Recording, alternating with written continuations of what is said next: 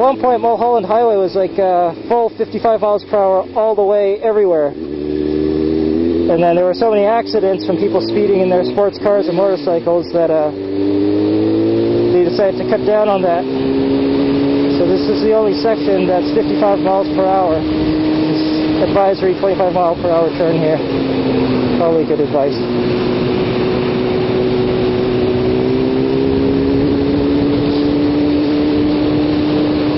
Got to be a little cautious about the reflectors here. You see these reflectors?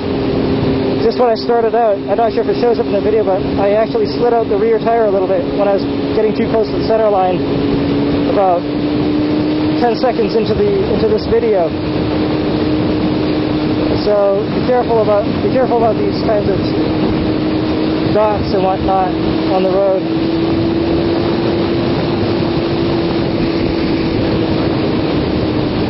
I love sport bikers. They're always so friendly. They're always waving. Touring people and Harleys are the least friendly. They almost never wave. Unless you're way out on the open interstate or something, then they always wave. The touring bikes, I mean.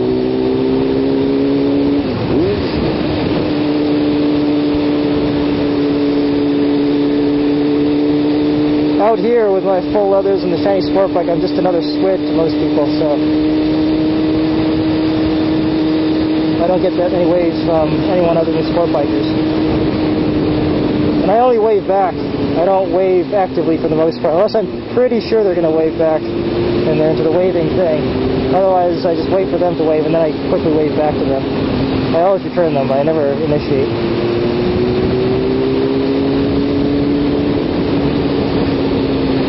There's a funny article someone wrote. It's on the internet. You can look it up. I think it's by a guy named Shalom Auslander. It's a little humor piece about how he waves to everybody, and then he goes through every single maker of motorcycle and says, I don't wave to BMWs, I don't wave to Kawasaki's, I don't wave to this, but I wave to everybody who rides a Honda and wears a leather jacket but not leather pants. Anyway, so read that article, you can look it up. I think it's called To Wave or Not to Wave, or something like that. So here we are, waving at all these guys. This is basically the heart of the whole Malibu Canyons motorcycling playground, as I refer to it. I'm sure the locals don't appreciate it, but they seem pretty cool.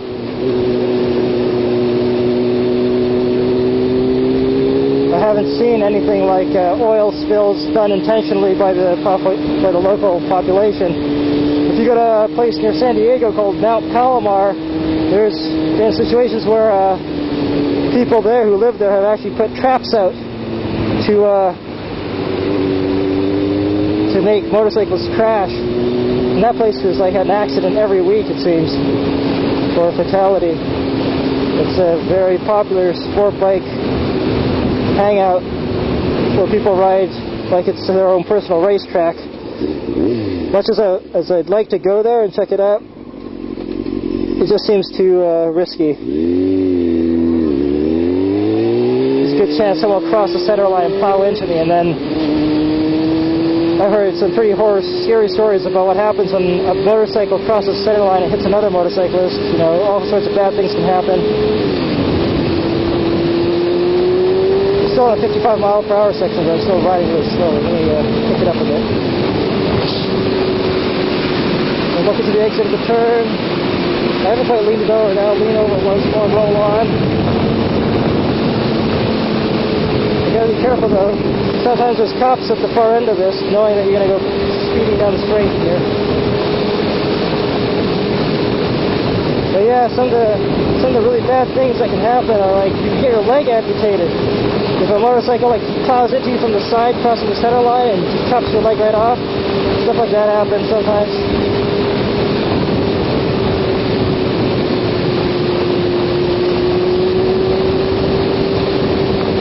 All right, we're getting close to the what we call, or some people on forums have called Squid Overlook. Squid Overlook.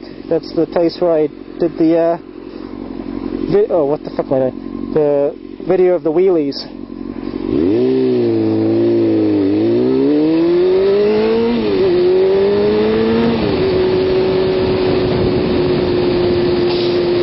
might be a few cops here as well, watching. So I need to watch my speed a little. I passed a police officer on PCH a while back going at a relatively high speed, and he didn't bother me. He just let me go. I don't know why that is. But he was obviously waiting to catch speeding people, so I guess I got a break.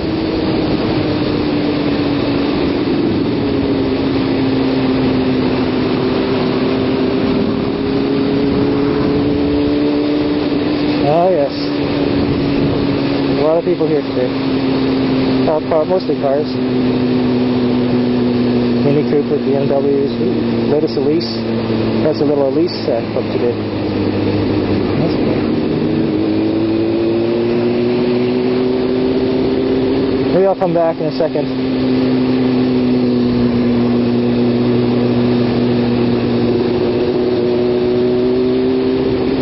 I'm going to head down to the rock store and then come back.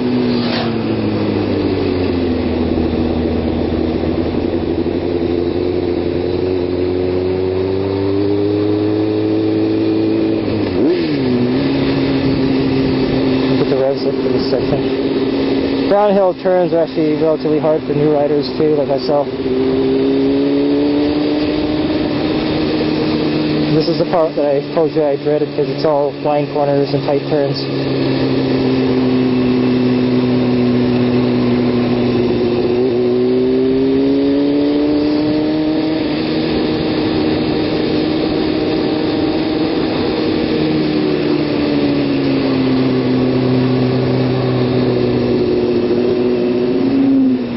Ferrari Club.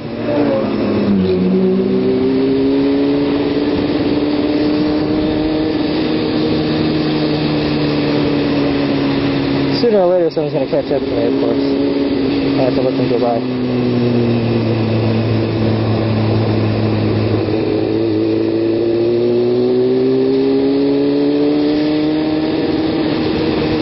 I promise I will stop at the rock store this time.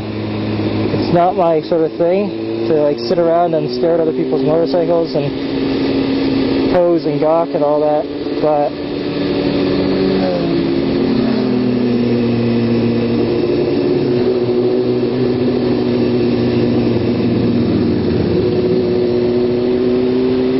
I much prefer to be riding, actually moving on a motorcycle, than admiring how shiny they are. Besides, mine's not very shiny anymore after I've dropped it and crashed it. I did replace the left fairing, the left lower fairing, because it was cracked. Nice scenery out there, nice views. Go again.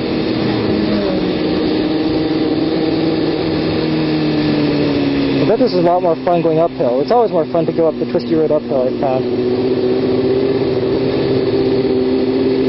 Because if you let go of the gas, you don't keep going faster and faster. You actually get slower and slower. But yeah, see this rock? This frickin' rock is another one of the things that creeps me out. I keep thinking one day it's going to go crack, crack, crack, and then collapse and crush me.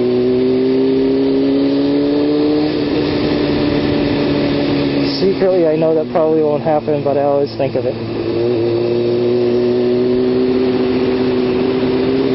I have an active imagination for these things.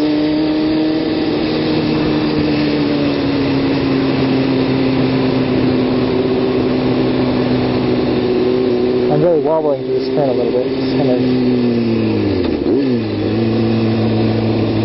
At least I've gone through this many times, so I know what my threshold is, what my tolerance is in terms of speed and entering these really tight hairpins.